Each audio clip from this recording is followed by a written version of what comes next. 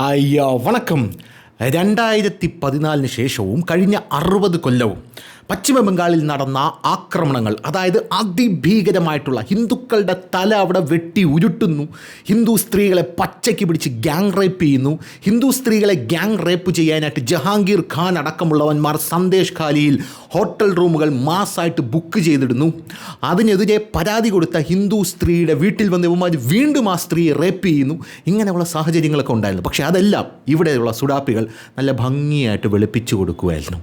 ഇത് ആൾക്കൂട്ട ആക്രമണമാണ്, ബംഗാളിൽ ഒരു പ്രശ്നങ്ങളുമില്ല, ഇതൊക്കെ BJPയുടെ തന്ത്രമാണ് എന്നാണ് ഇവന്മാർ പറഞ്ഞുകൊണ്ടിരുന്നത്.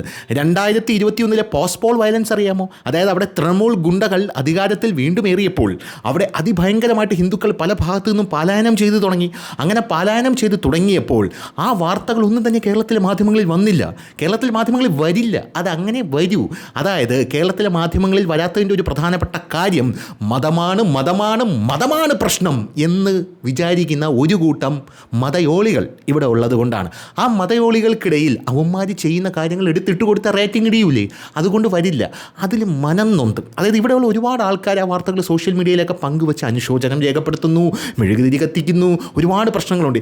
ഞാൻ പോലും ചിന്തിച്ചു, ഇന്ത്യയുടെ പ്രധാനമന്ത്രിയായിട്ട് നരേന്ദ്രമോദി ഇരിക്കുകയാണ്, ഒരു സ്റ്റേറ്റിൽ ചുമ്മാ ആൾക്കാരെ ഹിന്ദുക്കളെ ഇങ്ങനെ കൊന്നൊടുക്കിക്കൊണ്ടേ ഇങ്ങനെയൊക്കെയുള്ള ദേശീയ മാധ്യമങ്ങളൊക്കെ കൊണ്ടുപിടിച്ച ചർച്ചയാണ്. ഇങ്ങനെ കൊന്നൊടുക്കിക്കൊണ്ടിരിക്കുമ്പോൾ ഇങ്ങനെ കേന്ദ്രത്തിൽ BJP ഫാസിസ്റ്റ് മുസോളിനിയാണ്, മറ്റേ നാസിയാണ്, ജർമ്മനിയാണ്, മറ്റേ ഹിറ്റ്ലറാണ് എന്നൊക്കെ പറഞ്ഞ് നരേന്ദ്രമോദി അവിടെ ഇരുന്നിട്ട് എന്താണ് ഈ കാണിക്കുന്നത്, രാജിവെച്ച് പൊക്കൂടെ എന്ന് ഞാൻ വരെ ചോദിച്ചിട്ടുണ്ട്. അന്നത്തെ ഒരു ഫേമസ് ഓഡിയോ ക്ലിപ്പ് ഞാൻ നിങ്ങൾക്ക് കേൾപ്പിച്ചു തരാം, അത് ഈ അവസരത്തിൽ കേൾക്കണം, മാൻഡേറ്ററിയാണ്. അതായത് ഏഷ്യാനെറ്റ് ന്യൂസിൽ അന്ന് ഒരു സ്ത്രീ വിളിച്ചിട്ട് പറയുന്നു, ഇവിടെ ഹിന്ദുക്കളെ തലവെട്ടി ഉരുട്ടുകയാണ്, കാണുന്നില്ലേ? ആ വാർത്തയൊന്നും എന്താ നിങ്ങളുടെ ചാനലിൽ വരാത്തത്? അപ്പോൾ ഏഷ്യാനെറ്റ് ന്യൂസിലെ മാധ്യമപ്രവർത്തകർ പറയുന്നത് എന്താണെന്നറിയാമോ?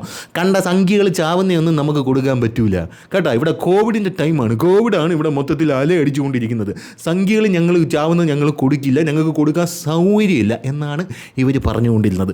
പോരാത്തതിന് ഇവർ ചോദിക്കുന്നുണ്ട്, അതായത് വിളിച്ച ആൾ ചോദിക്കുന്നുണ്ട്, ഇത് ഇന്ത്യയിലല്ലേ നടക്കുന്നത്, നിങ്ങൾ പാകിസ്ഥാനിലാണോ എന്ന് ചോദിക്കുമ്പോൾ ഞങ്ങൾ പാകിസ്ഥാനില്ല എന്ന് പറയുന്ന ഒരു ഓഡിയോ ക്ലിപ്പുണ്ട്, അതുകൂടെ ഒന്ന് നമുക്ക് കേൾക്കാം. ഹലോ, ഏഷ്യാനെറ്റ് ന്യൂസ് ആണല്ലോ ട്രിവാൻഡ്രം? അതെ, ഞാൻ കോട്ടയത്ത് നിന്നാണ് സംസാരിക്കുന്നത്. ഞാൻ വിളിച്ചത് ഈ ബംഗാളിലെ ന്യൂസ് റിപ്പോർട്ട്സും അവിടുത്തെ വീഡിയോസും ഒന്നും എന്താ നിങ്ങളൊന്നും കാണിക്കാത്തത്? മനഃപൂർവ്വം കൊടുക്കാത്തതാ. ഇവിടെ കോവിഡ് മാത്രമല്ലേ ഉള്ളൂ, കോവിഡ് മാത്രമേ നമ്മുടെ മുന്നിൽ നമ്മുടെ ബന്ധുക്കളും നമ്മുടെ സ്വന്തക്കാരും നമ്മുടെ അയൽക്കാരും ഒക്കെ പറഞ്ഞു വീണ് മരിക്കുകയും അവരടക്കം സ്ഥലമില്ലാതെ ഇരിക്കുകയൊക്കെ ചെയ്യുമ്പോഴേ ഈ ബംഗാളിൽ വല്ലവനും മറ്റേ സംഗീതക്കാർക്ക് അടികൊണ്ടതിന് നമ്മൾ ഇവിടെ കിടന്ന് ബളം കാണിച്ചിട്ട് കാര്യമില്ലല്ലോ. അവിടുത്തെ ജനങ്ങള് ഇന്ത്യൻസ് അല്ലേ? ഇല്ല, ഇന്ത്യയിലല്ല, അവര് പാകിസ്ഥാനിലെ. ഞങ്ങൾക്ക് ഈ വാർത്ത കൊടുക്കാനേ സമയമുള്ളൂ കേട്ടോ, നിങ്ങൾ വേണമെങ്കിൽ കണ്ടാൽ മതി. ഇനി വേറൊരു പ്രധാനപ്പെട്ട കാര്യം ഇതിനകത്ത് പറയാനുള്ളത് എന്താണെന്നറിയാമോ?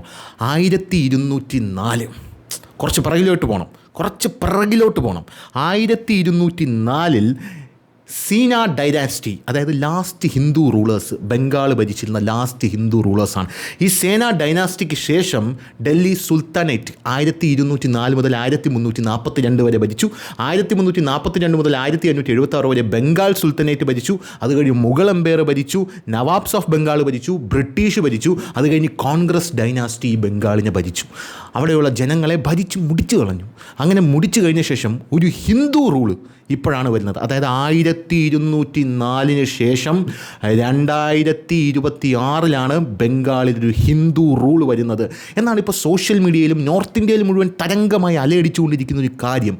ഇങ്ങനെയാണ് ബംഗാളിൽ ഇത്രയും വലിയ വയലൻസ് ഒക്കെ ഉണ്ടായിരിക്കുന്ന ഒരു സമയമുണ്ടല്ലോ. അതായത് 2007 ബസീർഹട്ട് റൈറ്റ്. ഈ ബസീർഹട്ട് റൈറ്റിൽ എന്നൊക്കെ പറഞ്ഞാൽ ഹിന്ദുക്കൾ പാലായനം ചെയ്യുകയാണ്. അത് കഴിഞ്ഞ് 2018 Asansol riot, 2022 Howrah violence, 2021 West Bengal post poll violence, Birbhum violence, Murshidabad violence, അത് കഴിഞ്ഞ് വഖഫ് ആക്ട്, അതിൻ്റെ പേരിലുള്ള കലാപം. അങ്ങനെ കലാപങ്ങളാണ് വെസ്റ്റ് ബംഗാളിൽ എന്ന് പറയുന്നത്. ഈ കലാപം നടത്തിയതൊക്കെ TMC ഗുണ്ടകളും മമത ബംഗ്ലാദേശിൽ നിന്ന് ഇങ്ങോട്ട് ക്ഷണിച്ചു വരുത്തിയ മതമൗലികവാദികളുമാണ്. ഇവിടെ നിന്ന് കുറേ എണ്ണം, അതായത് നമ്മുടെ കേരളത്തിൽ നിന്ന് കുറേ എണ്ണം അങ്ങ് ഞാൻ വോട്ടിട്ട് വരാം കേട്ടോ, വോട്ടിട്ടിട്ട് വരാം, ഇപ്പം നമ്മളവിടെ ഇലക്ഷൻ നടക്കുകയാണല്ലോ, അതുകൊണ്ട് വോട്ടിട്ടിട്ട് വന്നിട്ട് ഞാൻ പൊറോട്ട അടിക്കാൻ സേട്ടാ എന്ന് പറഞ്ഞ് കുറേ എണ്ണം അങ്ങ് ബംഗാളിലോട്ട് പോയിട്ടുണ്ടല്ലോ. അവന്മാരൊക്കെ ഇന്ന് തിരിച്ചു വരും, നാളെ തിരിച്ചു വരും എന്ന് പറഞ്ഞ് ഹോട്ടലും തുറന്നിട്ട് കാത്തിരിക്കുകയാണ്. അവന്മാരൊന്നും വരൂല. അവന്മാരൊക്കെ ബംഗ്ലാദേശിലോട്ട് കടന്നു കളഞ്ഞു എന്ന് മാത്രമേ എനിക്ക് ഇവിടെയുള്ള ഹോട്ടൽ മുതലാളിമാരോട് പറയാനുള്ളൂ. എന്തു തന്നെയായിരുന്നാലും അങ്ങനെ കുറേ ബംഗ്ലാദേശികളൊക്കെ കൊണ്ടിറക്കി അവന്മാരെല്ലാം അടിച്ചു നൂത്തി ഇറങ്ങണ വെളിയിൽ മറ്റവൻ്റെ മോനെ എന്ന് കൃത്യമായിട്ട് പറഞ്ഞിട്ടുണ്ട്. രണ്ടാമത്തെ കാര്യം അവിടെ ചെയ്തതെന്ന് പറഞ്ഞു കഴിഞ്ഞാൽ അജയ് പാൽ ശർമ്മ. ഈ അജയ് പാൽ ശർമ്മ എന്ന് പറയുന്ന യോഗി ആദിത്യനാഥിൻ്റെ സ്പെഷ്യൽ സിംഹക്കുട്ടിയെ അവിടെ 5 വർഷത്തേക്ക് മോനെ നീ അവിടെ പോയി പണിയെടുത്തോ എന്ന് പറഞ്ഞ് അവിടോട്ട് ഇറക്കിയിട്ടുണ്ട്. ഈ അജയ് പാൽ ശർമ്മ അവിടെ വന്ന് ഇരുന്നപ്പോൾ ബംഗാളിൽ മമതയുടെ കാലിൻ്റെ ചോട്ടിലിരുന്നുകൊണ്ട് അവിടെയുള്ള ഒരു കൗൺസിലർ വീമ്പിളക്കിയത് നിന്നെ ഞങ്ങൾ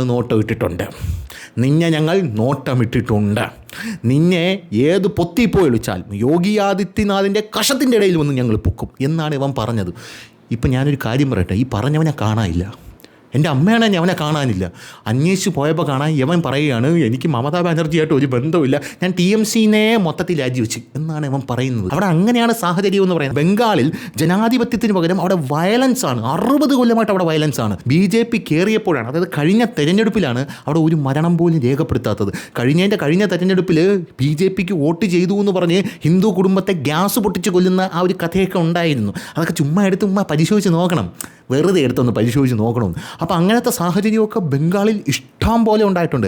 ഇപ്പോഴാണ് BJP ഭരണം വരുന്നത്. ഇനി ഒരു യോഗി ആദിത്യനാഥ് 2.0 എടാ നിന്നെയൊക്കെ അടിച്ചിറക്കും. TMC ഗുണ്ടകൾ എന്ത് ചെയ്യുമെന്നറിയാമോ? അവന്മാരെ നടു റോഡിൽ നിർത്തി വാക്കകത്ത് മണ്ണെണ്ണ ഒഴിച്ച് തിരിയിട്ട് കത്തിച്ച് നിൻ്റെയൊക്കെ ഉടുമുണ്ട് അഴിച്ചു മാറ്റി നിന്നെയൊക്കെ തൊലി ഉരിച്ച് തൊലിയിൽ നല്ല കാന്താരി മുളക് അരച്ച് തേച്ച് ആ ഹൗറ ബ്രിഡ്ജിൻ്റെ താഴെ കൊണ്ട് നിന്നെയൊക്കെ തൂക്കും. ഇതാണ് അവിടെ നടക്കാൻ പോകുന്നത്. ഇതേ അവിടെ നടക്കും. അതാണ് സെറ്റപ്പ് എന്ന് പറയുന്നത്. എൻകൗണ്ടറിൽ നിന്നെയൊക്കെ തീർത്തുകൾ. ഇപ്പം തന്നെ ഒരു ലോഡ് JCB ബംഗാളിൽ വന്ന് ഇറങ്ങിയിരിക്കുകയാണ്. അങ്ങനെ മുന്നോട്ട് പോകുന്ന സാഹചര്യത്തിൽ ഇവിടെയുള്ള സുഡാപ്പികൾ ഓരോന്നായിട്ട് രംഗത്തെത്തിയിട്ടുണ്ട്. സുഡാപ്പികൾ കമ്മ്യൂണിസ്റ്റ് പാർട്ടിയോട് പ്രതികരി എന്ന് പറയുന്നുണ്ട്, കോൺഗ്രസ് പാർട്ടിയോട് പ്രതികരി എന്ന് പറയുന്നുണ്ട്. അവരൊന്നും പ്രതികരിക്കില്ല. അതിന് വേറൊരു കാരണമുണ്ട്. ഈ പോസ്റ്റ് ഒന്ന് നോക്കിയേ. കണ്ട, ഈ പോസ്റ്റ് എന്ന് പറഞ്ഞാൽ എന്താണ് എന്ന് നിങ്ങൾക്കിത് കാണുമ്പോൾ തന്നെ മനസ്സിലാക്കാവുന്നതേ ഉള്ളൂ. CPIM ചാല ഏരിയ കമ്മിറ്റി ഇട്ടിരിക്കുന്ന പോസ്റ്റാണ്. പാർട്ടി സഖാക്കൾ തൃണമൂൽ ഗുണ്ടകൾ കൈവശപ്പെടുത്തിയ ഓരോ ഓഫീസും തിരിച്ചു പിടിച്ചുകൊണ്ടിരിക്കുകയാണ്. സൗത്ത് 24 പർഗാന ജില്ലയിലെ 3 പാർട്ടി ഓഫീസുകൾ ഇന്ന് വൈകുന്നേരം തിരിച്ചെടുത്തു. രാജാപൂർ D ബ്ലോക്ക്, സമ്മിലാനി പാർക്ക്, പഞ്ചസായർ ഓഫീസുകളാണ് സഖാക്കൾ ആവേശപൂർവ്വം തിരിച്ചെടുത്തത്. അഭിവാദ്യങ്ങൾ സഖാക്കളെ എന്ന് പറഞ്ഞ് ആദ്യത്തെ പോസ്റ്റ്. ഇനി കമ്മ്യൂണിസ്റ്റ് കേരള ഇട്ടിരിക്കുന്ന ഫേസ്ബുക്ക് പോസ്റ്റ് കാണണം. കഴിഞ്ഞ 10 വർഷമായി തുറന്ന് പ്രവർത്തിക്കാൻ കഴിയാതിരുന്ന ഉത്തര ദിനാജ്പൂർ ജില്ലയിലെ മജിയാലി ഏരിയയിലെ കഞ്ചക്കാളി CPM ഓഫീസ് പാർട്ടി പ്രവർത്തകരും അനുഭാവികളും ചേർന്ന് കൈവശപ്പെടുത്തി എന്നവരിട്ടിട്ടുണ്ട്. ഇനി അടുത്തൊരു ഇത് നോക്ക്. അതായത് പശ്ചിമ ബംഗാളിൽ തൃണമൂലിനെ പരാജയപ്പെടുത്തിയ BJP അധികാരം പിടിച്ചപ്പോൾ തൃണമൂൽ ഗുണ്ടകൾ എന്നേക്കുമായി അടച്ച് താഴിട്ട് പൂട്ടിയ കോൺഗ്രസിൻ്റെ പാർട്ടി ഓഫീസിൻ്റെ പൂട്ട് തല്ലിത്തുറന്ന് പാർട്ടി ഓഫീസ് പ്രവർത്തന സജ്ജമാക്കുന്ന കോൺഗ്രസ് പ്രവർത്തകർ. ഇതൊക്കെ സമൂഹ മാധ്യമങ്ങളിലും കേരളത്തിൽ നിന്നും വരില്ല. കേരളത്തിൽ നിന്നുണ്ടാവും. ഞാൻ നേരത്തെ പറഞ്ഞ മതമാണ് പ്രശ്നം എന്നുള്ള മതയോളികൾക്ക് അവന്മാർക്ക് മതമാണ് അവന്മാർക്ക് പ്രശ്നം. മനസ്സിലായില്ലേ? അവന്മാർക്ക് അവിടെ നിന്ന് ബംഗ്ലാദേശികൾ ഇങ്ങോട്ട് വന്ന് ഹിന്ദുക്കളെ തല വെട്ടി ഉരുട്ടുന്നത് അവന്മാർക്ക് സന്തോഷമുള്ള കാര്യമാണ്. പാകിസ്ഥാൻ ഇങ്ങോട്ട് ബോംബിടുന്ന സന്തോഷമുള്ള കാര്യമാണ്. ഒസാമ ബിൻ ലാദന് കവിത എഴുതുന്ന സന്തോഷമുള്ള കാര്യമാണ്. പക്ഷേ നരേന്ദ്രമോദി ഏറ്റവും ടോപ്പിലിരിക്കുന്നതുകൊണ്ട് ഇവിടെ ഭരണത്തിൽ വരുമ്പോൾ കുളിച്ച് കുട്ടപ്പനായിട്ട് മതേതരത്വം പറഞ്ഞു നടക്കും എന്നുള്ളതാണ്.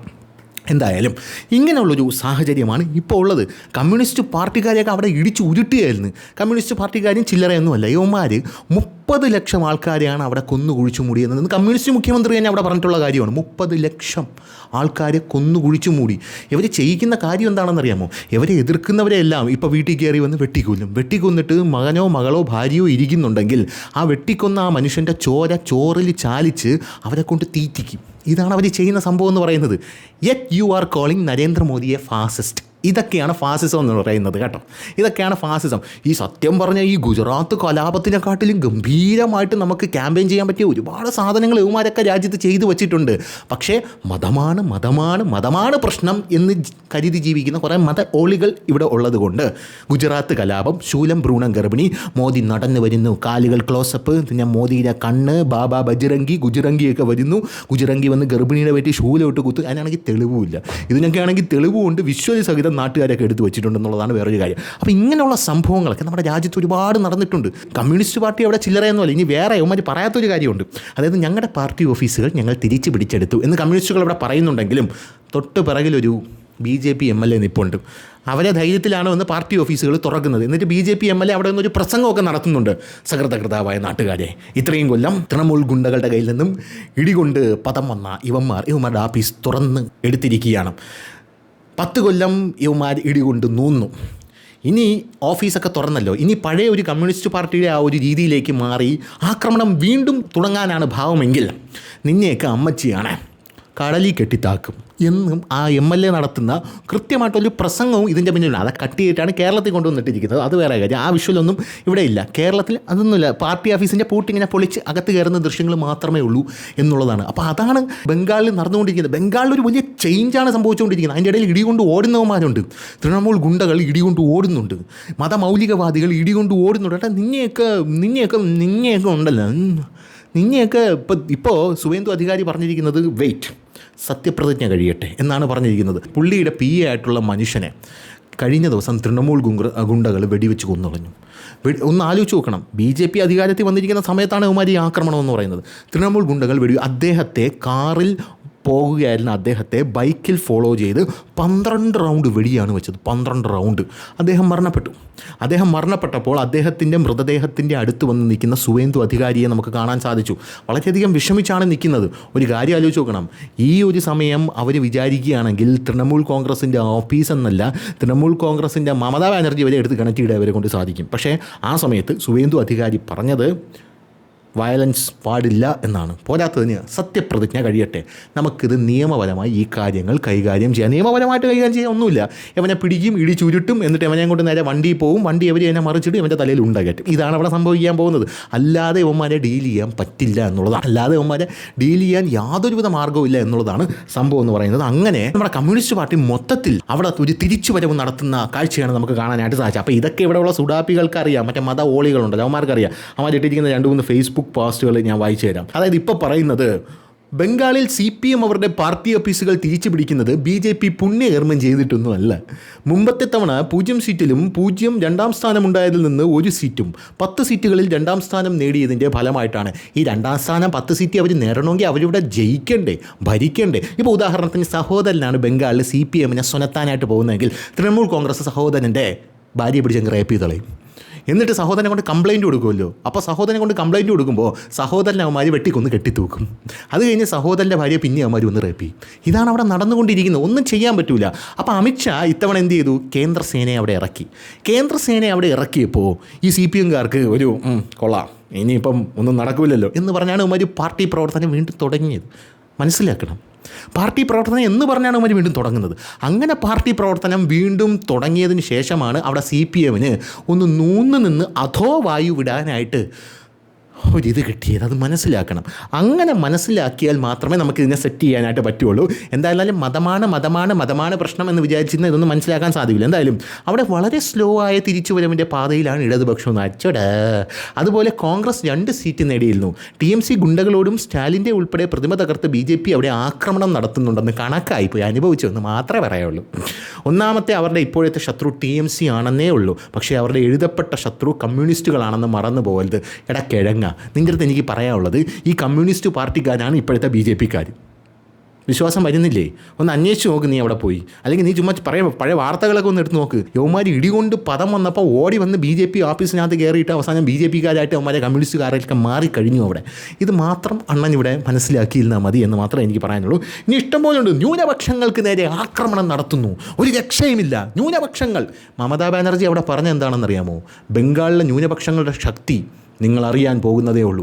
അവരൊന്ന് വിചാരിച്ചാൽ ഇത്ര നിമിഷത്തിനകം നിങ്ങളെ തുടച്ചു നീക്കാൻ സാധിക്കുമെന്ന് ഹിന്ദുക്കളുടെ മുഖത്ത് നോക്കിയാണ് മമതാ ബാനർജി പറയുന്നത്. ഇതൊന്നും ഇവിടെ ചർച്ചയാവില്ല. നമുക്കറിയാം എന്തിന് ആർജിക്കർ ചർച്ചയായ.